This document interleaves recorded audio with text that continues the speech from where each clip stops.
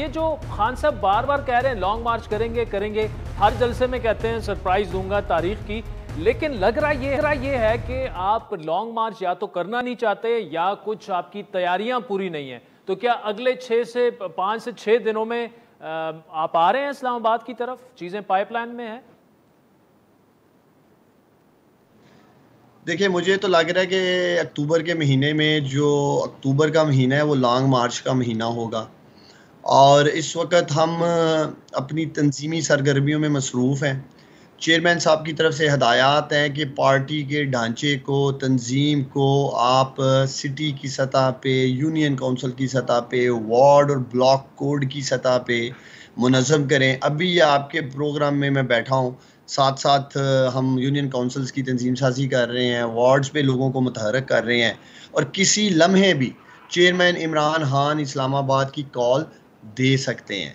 देखिए आदिल, आज आपका कैमरामैन जो आपको भी कवर कर रहा है, जो मुझे कवर कर रहा है, अगर आप किसी रिक्शे वाले को, रेडी बान को, छाबड़ी वाले को, आप किसी को भी आज टच करें, आप अपना माइक लेके जाएं, कैमरा लेके जाएं, और उनकी यही दिल की आवाज़ है कि हमारी जान छुड़ाएं इन चोरों, डाकुओं, लुटेरों, नलायकों, नहलों से। जो तबाही इन्होंने इस मुल्क की कर दी है, जो डॉलर का इन्होंने हाल कर दी है, जो पेट्रोल की कीमतें हैं, बिजली ने कमर तोड़ के रख दी है आम आदमी की, दाल, आटा, चीनी, जो भी एक बयानिया लेके हमारी हुकूमत के खिलाफ आए थे, जी महंगाई कर दी है। और इस इम्पोर्टेड हुकूमत ने सारे रिकॉर्ड तोड़ दिए हैं।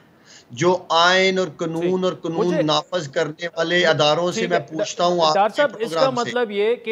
इसका मतलब ये कि लॉन्ग मार्च जो है वो कार्ड्स पे है और आप कह रहे हैं कि अक्टूबर लॉन्ग मार्च का महीना होगा, खान साहब किसी भी वक्त टाइम दे देंगे, लेकिन साथ में फिर आप ये भी कह रहे हैं कि हम असेंबलियों में भी वापस आ सकते हैं। ऑल्दो आप मशरूत कह रहे हैं, कभी कह रहे हैं साइफर की तहकीकात करें, कभी कह रहे हैं कि इलेक्शन की डेट अनाउंस करें, जो भी हो, लेकिन आप वापसी के लिए तैयार हैं कौमी असेंबली में। आपका उसूली मौकिफ ये था कि ये इंपोर्टेड असेंबली है, इसके करीब हम नहीं जाएंगे, केपी असेंबली भी तोड़ेंगे, पंजाब भी तोड़ेंगे और हम सीधा सीधा इलेक्शन फोर्स करवाएंगे, लेकिन अब आपकी स्ट्रेटजी बदल चुकी है।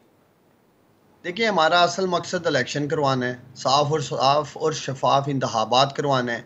उसके लिए ही लॉन्ग मार्च कर रहे हैं, ताकि हम नए इंतखाबात की तरफ जाएं। अगर असेंबली में जाने की बात की जा रही है तो वो मशरूत है इंतखाबात के साथ। हम वैसे असेंबली में नहीं जा रहे। हम आज भी समझते हैं कि आलमी साजिश के ज़रिए, एक बदतरीन साजिश के ज़रिए पाकिस्तान के खिलाफ जो ये आलमी नहीं, साजिश लेकिन की गई, उसके डॉक्टर साहब आप ये भी कह रहे हैं साइफर की तहकीकात कराएं तो हम असेंबली में आ जाएंगे। तो देखिए, ये सारी चीज़ें उसी से जुड़ी हैं ना, इम्पोर्टेड हुकूमत से जुड़ी हैं, चाहे वो साइफर की इन्वेस्टिगेशन हो, तहकीकात हो।